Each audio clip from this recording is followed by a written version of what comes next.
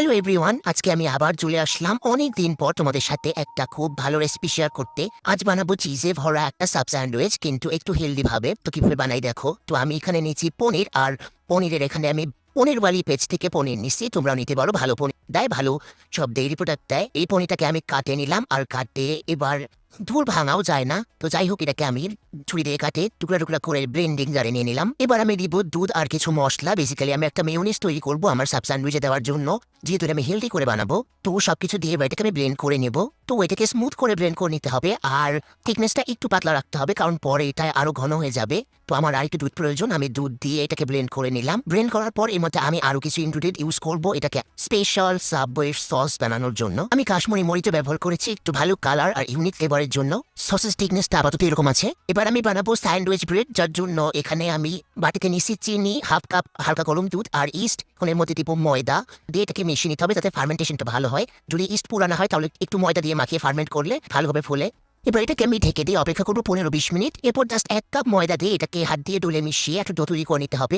আর extra দুধ বা পানি লাগলে সেটা অ্যাড করতে হবে। বেসিক্যালি একটা স্টিকি ডো করতে হবে। আমি আগেও বলছি যে এর আইটেম সাধারণত ডোটাকে কি করে মাখতে হয়। ফ্যাট হিসেবে দিচ্ছি 1 টেবিল চামচের মতো বাটার, তোমরা তেল ইউজ করতে পারো। আর এটাকে 8-10 মিনিট ধরে ভালোভাবে মথে নিতে হবে। এরপরে একটু বাটার মাখানো একটা বাটির মধ্যে সে বানিয়ে এটাকে উপরে একটু বাটার লাগিয়ে ফার্মেন্ট করতে রেখে দেবো। এখানে আমি 1 ঘন্টা রেখেছিলাম। ডোটা রাইস হয়ে গেলে এটাকে একটু মুথে নিয়ে 2 ভাগে ভাগ করে নিতে হবে, আর ব্রেডের শেপ দিয়ে দিতে হবে। আমি 2 পিস ব্রেডকে একটা একটু বানের মতো করেছি আর একটু রেক্ট্যাঙ্গুলার রেখেছি। তো আমি যেভাবে দেখাচ্ছি সেইভাবে তোমরা করে নিও। শেপ দেওয়ার পর এটাকে বেকিং ট্রের মধ্যে নিয়ে একটা টাওয়েল দিয়ে ঢেকে রাখবো আধা ঘন্টার জন্য, একটু ফুলে উঠতে পর্যন্ত। একেবারে ফ্রিজ থেকে বের করা ঠান্ডা পানি উপরে ব্রাশ করে দিয়ে উপরে কিছু ছুরির দাগ বসায় ডিজাইন করে এটাকে বেক করতে দিতে হবে। অপশনালি কিছু হার্বস বা চিজও দিতে পারো। ব্রেডটা ঠান্ডা হতে হতে ততক্ষণে আমরা একটা গার্লিক বাটার বানিয়ে নিব মশলা দিয়ে। তো আমি এখানে বাটার নিয়েছি, গার্লিক নিয়েছি কুচি করা, সাথে কিছু স্পাইসেস দিচ্ছি, দিয়ে মিক্স করে নিয়ে এটাকে সাইডে সরাই রাখবো। বানিয়ে রাখা ব্রেডগুলো যদিও ঠান্ডা করার কথা ছিল, আমি ঠান্ডা না করে কাটতে শুরু করলাম। তো আমি একটা ব্রেড নাইফ নিয়ে এটাকে কাটে এর মধ্যে এখন গার্লিক বাটার মাখায় এটাকে বেক করতে দিব। ইলেকট্রিক ওভেনের একদম উপরের পোর্শনে একটা স্টিলের র্যাক নিয়ে এর মধ্যে ব্রেডগুলোকে ডিরেক্টলি রাখে 180 ডিগ্রিতে প্রথমে 15 মিনিটের জন্য বেক করে নিলাম। এরপরে 2 ধরনের চিজ, মন মতো স্যালাড, সসেস বা সালামি, তোমরা যেটা চাও সেটা টপিং দিয়ে স্যান্ডউইচটাকে প্রিপেয়ার করতে পারো। তো এখানে আমি মজাদার চিজের সাথে স্লাইস চিজও দিয়েছি।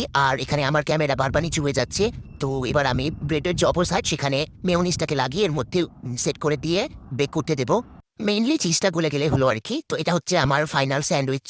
এটাকে তোমরা বাড়িতে ট্রাই করতে পারো। নর্মাল স্যান্ডউইচকে একটু ইউনিক আর সুন্দরভাবে এটা করতে পারো, খুব ভালো খেতে হয়।